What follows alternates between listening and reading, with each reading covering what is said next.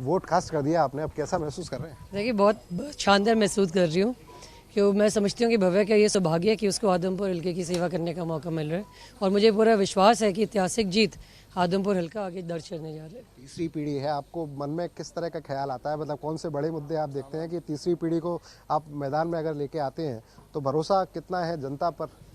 देखिए हमारा परिवार है, पूरा भरोसा है हमें आदमपुर की जनता पे और उनकी डिमांड के ऊपर ही भव्य को यहाँ से चुनावी मैदान में उतारा गया था और मुझे पूरा विश्वास है कि जो उम्मीदें आदमपुर हल्का भव्य से रख रहा है उन सभी उम्मीदों पे भव्य खरा उतरेगा। अच्छा, टक्कर किससे मान रहे हैं? कौन मुकाबले में कौन है? टक्कर हमारे साथ ही है। पिछले चुनाव में 30,000 की जीत थी और इसमें मुझे अनुमान है कि 50,000 तो हम डेफिनेटली क्रॉस करेंगे। आप कह रहे हैं चुनाव जो है कुलदीप वर्सेस भव्य होने वाला है, कुलदीप वर्सेस कुलदीप होने वाला है। बिल्कुल, आदमपुर हल्के का चुनाव हमेशा खुद के साथ होता है।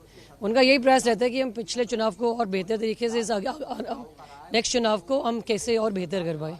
अच्छा, एक चीज़ और बताएं, तमाम तरह के आरोप हमने देखे कि चुनावी जब माहौल चल रहा था तो तमाम तरह के आरोप लगे। कहा कि भव्य तो बाहर रहने वाले हैं, बाहर से पढ़ के आए हैं, आदमपुर में नहीं रहेंगे, बाहर ही बन के रह जाएंगे, लोगों की नहीं सुनेंगे। तो अब क्या कहेंगे? चूंकि अब तो आपने एग्जाम एक तरह से दे दिया, ये एग्जाम है भव्य के लिए भी बड़ा, तो अब क्या कहेंगे? देखिए मुझे लगता है कि विपक्षों को अपने विपक्षी कैंडिडेट के बारे में ज़्यादा जानकारी मुझे लगता है इनको नहीं है।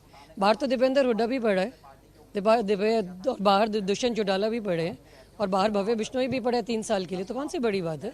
वो अपना मन बनाकर आदमपुर हल्के की सेवा करने, कोई दबाव से थोड़ी आए हो। वो कहते हैं कि अपने मन से अपने आदमपुर की सेवा का मन बनाकर चुनावी मैदान में उतरे।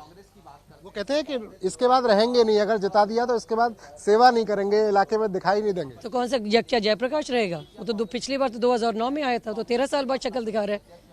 तो वो किस मुंह से कुछ कह रहे? और यदि हम यहाँ नहीं रहते तो ये 54 साल का गढ़ नहीं बनता। अच्छा, भव्य की आप माँ हैं, आप एक चीज़ और बताएं, अब बेटा जब ये लड़ाई लड़ रहा है, ज़िंदगी में बहुत एग्ज़ाम दिए हैं, उन एग्ज़ाम्स के लिए आपने बहुत तैयारी कराई है, ये जो एग्ज़ाम है इसके लिए क्या आपने टिप दी? कौन सी तैयारी स्पेशल कराई?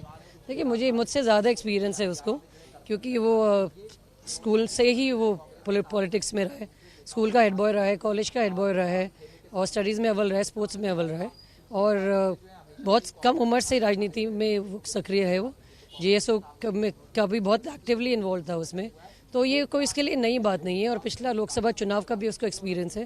तो ये तो आदमपुर हल्का है, तो यहाँ तो हर गांव और हर गांव वासियों की पहचान है भव्य बिश्नोई। तो मुझे सवाल असल में ये था कि एक माँ ने अपने बेटे को क्या टिप्स दी राजनीति की? नहीं, मैं वो वैसे बहुत होनहार है। मैं हमारे तो यही एक माँ होने के नाते ये बोले कि ईमानदारी और सच्चाई से जो उम्मीद आदमपुर हल्का उससे रख रहे हैं उस पर खरा उतरे वो।